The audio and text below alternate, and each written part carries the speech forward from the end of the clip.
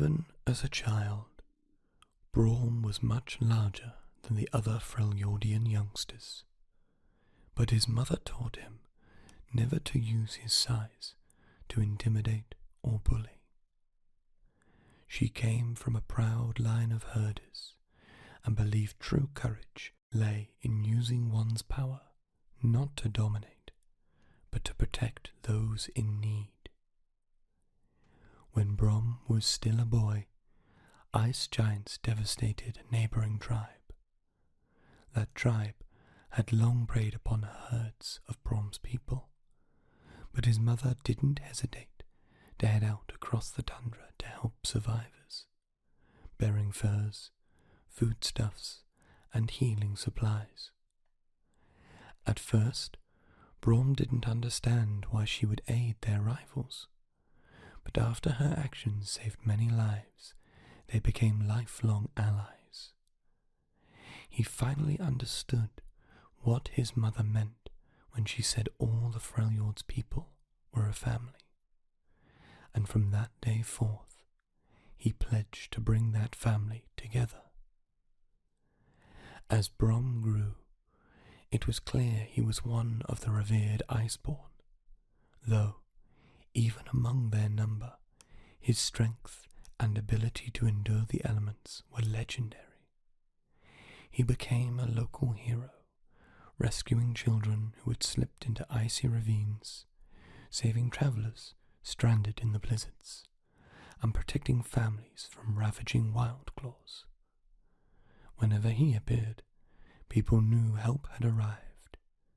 He was a figure of hope, known for his liveliness and laughter, and the easy way he made friends. Eventually, Braum realized he was needed beyond the valleys and tundra where he had been raised. Bidding his mother a tearful farewell, he set out to travel the Freljord. Over the years, countless stories spread of Braum's mighty feats and good deeds.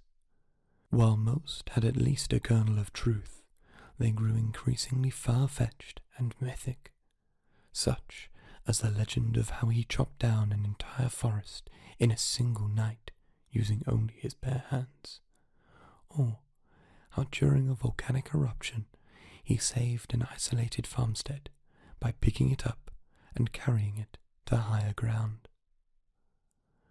A more recent tale spoke of how Braum found his immense ram-headed shield.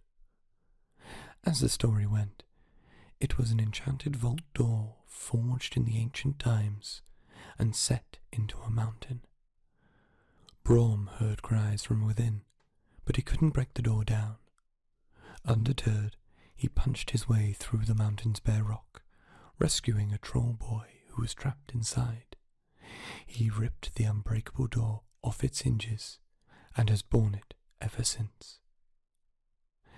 As with many legends about him, Braum laughed uproariously when he first heard this particular tale, but far from refuting such stories, he embraces them.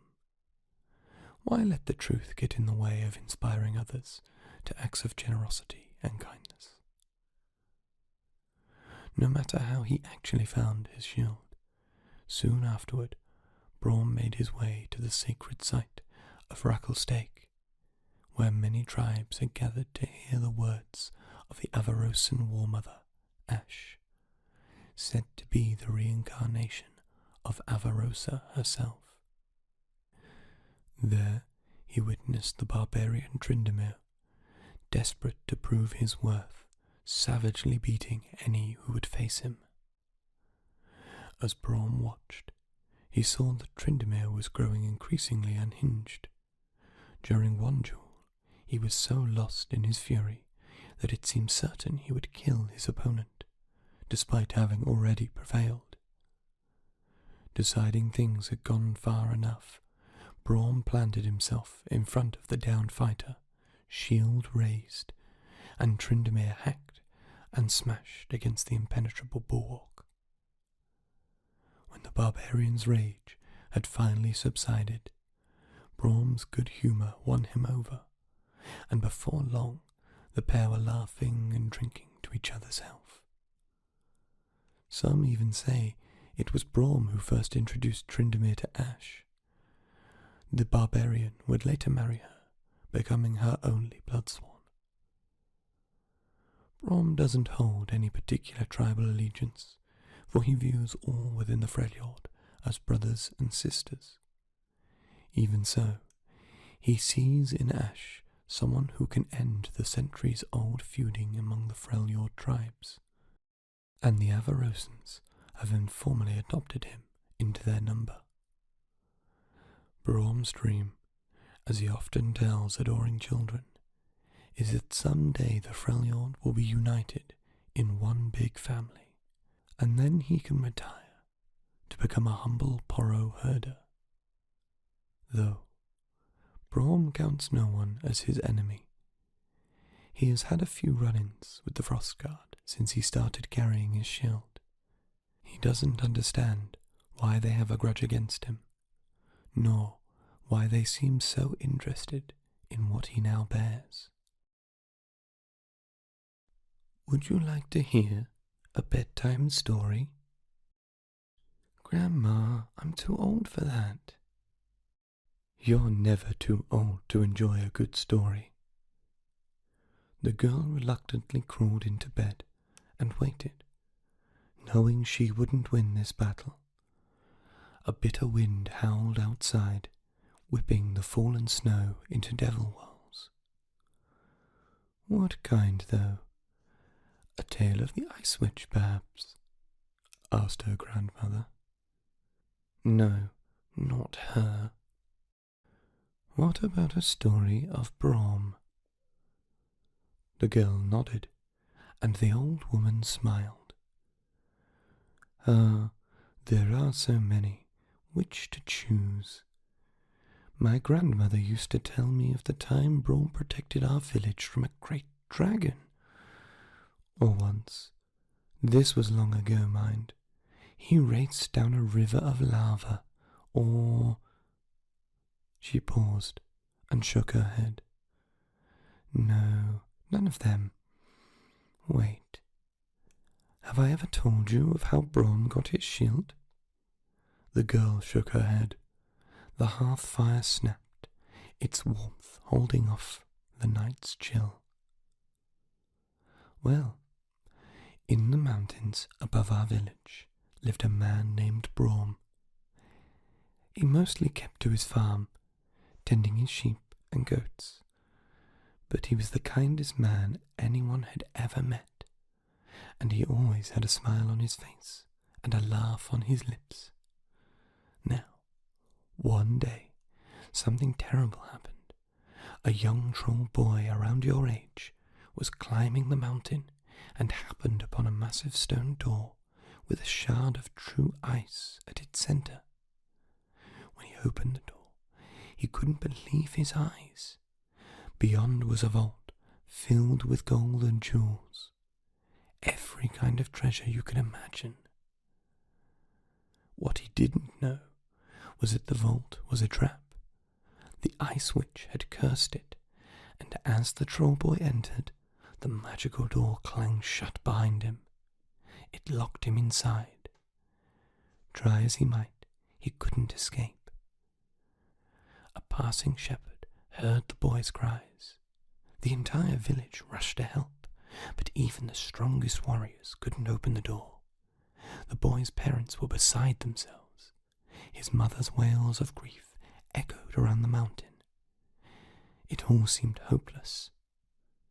And then there was a distant laugh. It was Braum, wasn't it? Asked the girl. Aren't you clever? Braum had heard their cries and came striding down the mountain. The villagers told him of the troll boy and the curse. Braum smiled and nodded. He turned to the vault as he faced the door. He pushed it. He pulled it. He punched it and kicked it. He even tried to rip it from its hinges, but the door wasn't budging. But he's the strongest man ever, cried the girl. It was perplexing, agreed her grandmother, For many days and nights, Braum sat on a boulder, trying to think of a solution. After all, a child's life was at stake. Then, as the sun rose on the 5th day, his eyes widened, and a broad grin lit up his face. If I can't go through the door, I will just have to go through. The girl thought for a moment. Her eyes went wide as she exclaimed, "The mountain! The mountain indeed!" Braum headed to the summit and began punching his way straight down, pummeling his way through the stone, fist after fist. Rocks flew in the wake until he had vanished deep into the mountain. As the villagers held their breath, the rock around the door crumbled, and when the dust cleared, they saw Braum standing amidst the treasure, the weak but happy troll boy cradled in his arms. I knew he could do it. But before they could celebrate, everything began to rumble and shake. Braum's tunnel had weakened the mountain, and now it was caving in. Thinking quickly, Braum grabbed the enchanted door and held it above him like a shield, protecting the villagers as the mountain collapsed around them. When it was over, Braum was amazed. There wasn't a single scratch on the door. Braum knew it was something very special, and from that moment on, the magical shield never left Braum's side. The girl sat upright, struggling to conceal her excitement. "Grandma, can you tell me another story?" The girl's grandmother smiled, kissed her forehead, and blew out the candle. "Tomorrow," she said, "you need to sleep, and there are many more stories to tell."